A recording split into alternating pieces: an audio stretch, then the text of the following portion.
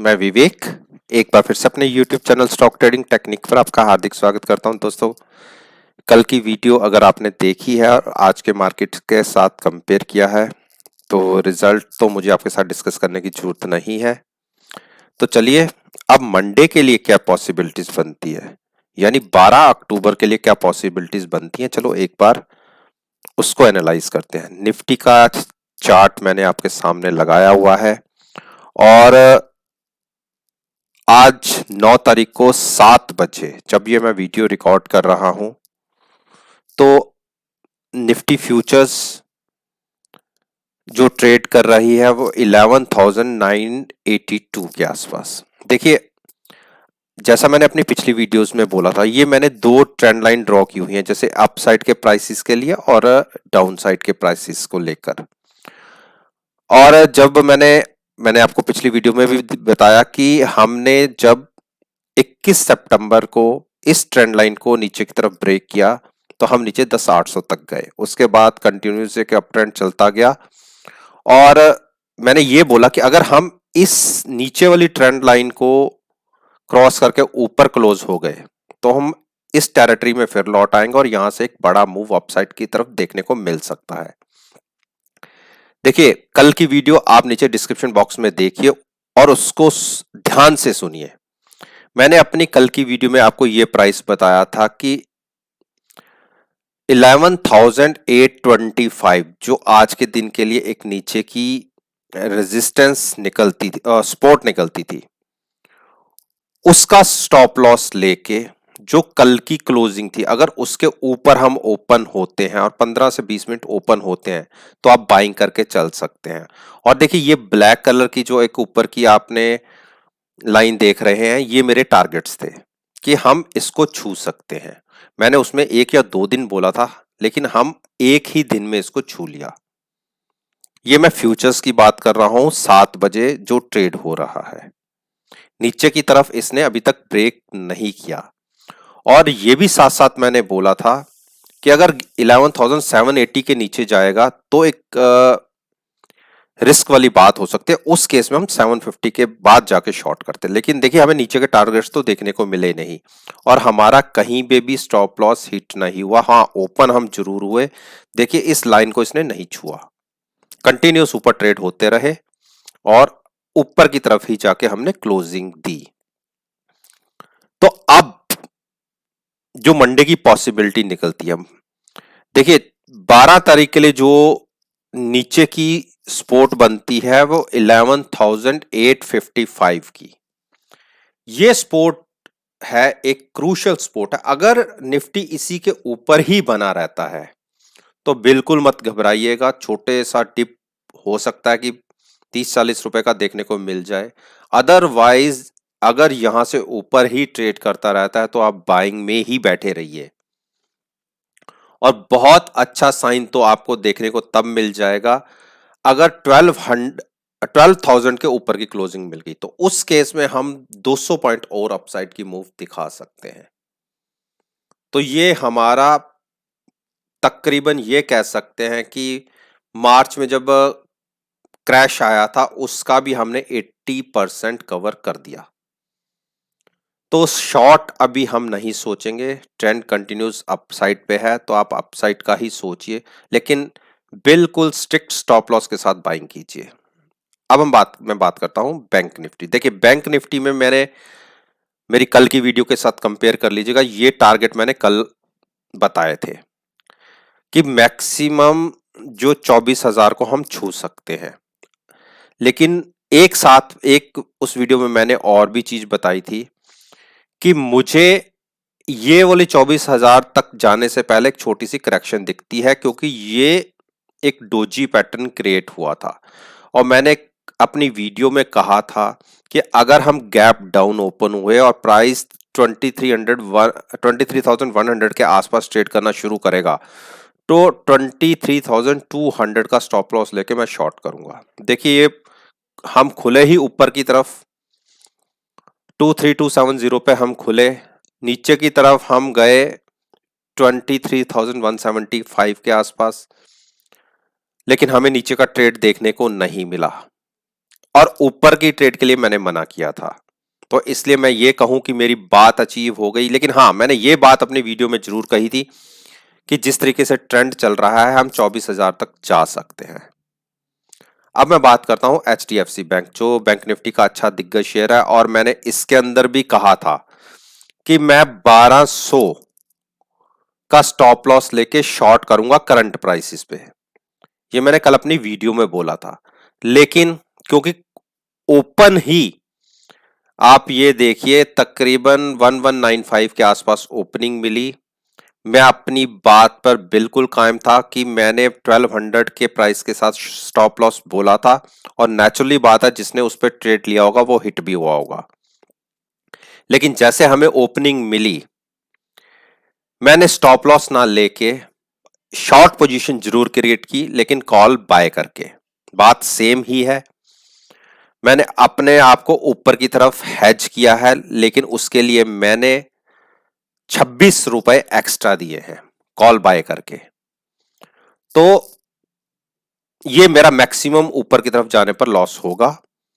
तो मैं अभी शॉर्ट पोजीशन में हूं। वो मेरा रीजन इसलिए था क्योंकि हम देखिए 78 की RSI के साथ बैठे हुए हैं, जो हाईली ओवरबॉट पोजीशन है। और अगर आप ADX और DMI को देखें तो यहां से तो एक नीचे का ट्रेंड कंटिन्यू होना चाहिए। आप कभी भी देख लीजिए पीछे भी, ये हाईएस्ट साइड पर है। तो मोस्ट प्रोबेबली होने को कुछ भी हो सकता है, लेकिन आज की जो तेजी थी मैं इसकी बिल्कुल उम्मीद नहीं कर रहा था। यहां पे मैं गलत जरूर साबित हुआ हूं। तो अब मैं बात करता हूं इंडस बैंक की। ये कंसोलिडेट कर रहा है, इसके लिए मैंने अवॉइड करने के लिए बोला था कि जब तक हमें किसी तरफ की मूवमेंट ना दिखे, तो हमने इंडक्स बैंक के लिए मैंने ये बोला था कि शॉर्ट मैं तब इसमें बनाऊंगा जब ये नीचे की तरफ 580 की तरफ ब्रेक करेगा। तो ये 580 की तरफ नहीं गया, तो शॉर्ट पोजीशन तो हमने सोची भी नहीं, लेकिन बाइंग मैंने अवॉइड करनी बोली थी, तो इसलिए हमें इसमें भी ट्रेड करने को नहीं मिला। HDFC में मैंने शॉर्ट बोली थी। देखिए प्राइस ऊपर गया 2040 पर, जो मैंने प्राइस कहा था उसके भी बहुत ऊपर गया। इसके में ऊपर मैंने शॉर्ट बोली थी, और मैंने ये भी कहा था मैं करंट प्राइसेस पर भी इसमें शॉर्ट कर सकता हूं, लेकिन खुला ही ऊपर। तो उसके लिए मेरी कंडीशन जैसे थी कि फ्लैट टू नेगेटिव ओपन होना चाहिए। फ्लैट टू नेगेटिव ओपन नहीं हुआ, तो इसलिए हमने इसमें ट्रेड नहीं मिल पाया। और अगर ट्रेड मिलता तो जरूर हमें इसमें नुकसान ही होता, क्योंकि हमारी उम्मीद के अगेंस्ट ये एक बार अपसाइड पर गया। और जैसे मैं कहता हूं कि जब मेरी ओपनिंग ही मेरे हिसाब से मुझे ना मिले तो मैं उसमें ट्रेड नहीं लेता। तो शॉर्ट इसमें मैंने भी आपको बोला था कि 2 दिन पहले के हिसाब से अगर नीचे जाता तो हम शॉर्ट करते, तो वो भी ट्रेड हमें देखने को नहीं मिला। हाँ, मंडे के लिए क्या अपॉर्चुनिटी बनती है, मैं इसमें हाईली ओवरबॉट हो चुका हूं जो मुझे दिख रहा है, इसलिए मैं इन प्राइसेस पे बाइंग तो नहीं करूंगा, लेकिन जब भी डिक्लाइन शुरू होगा तो मैं शॉर्ट जरूर करूंगा। उस केस में जो पिछला हाई होगा, पिछली कैंडल का हाई होगा, वो स्टॉप लॉस होगा, और उस प्राइस कर मैं शॉर्ट कर दूंगा। तो बाइंग अभी इसमें बिल्कुल नहीं बनती। कोटक महिंद्रा बैंक ये अंडर परफॉर्म कर रहा है, तो इसके अंदर मुझे एक पुल बैक दिखता है। किसी को बाइंग करनी हो तो 1300 का स्टॉप लॉस लेके आप बाइंग कर सकते हैं, क्योंकि जैसा बैंक निफ्टी ने और बाकी स्टॉक्स ने परफॉर्म किया है, इसने नहीं किया, और ये बैंक निफ्टी के बिल्कुल अगेंस्ट चल रहा है। तो इसमें एक एक्सपेक्टेड है मूवमेंट, और वो मूवमेंट कब आएगी वो देखने वाली बात है। लेकिन जब तक 1300 के ऊपर बना हुआ है हम शॉर्ट नहीं करेंगे, बाइंग करके ही चलेंगे। ICICI बैंक ने आज बहुत अच्छा परफॉर्म किया, और मैंने मेरी पिछली वीडियो, आप कल की वीडियो देख लीजिए, मैंने 400 के टारगेट्स आपको बोले थे, जबकि मैं इसके अंदर शॉर्ट हूं।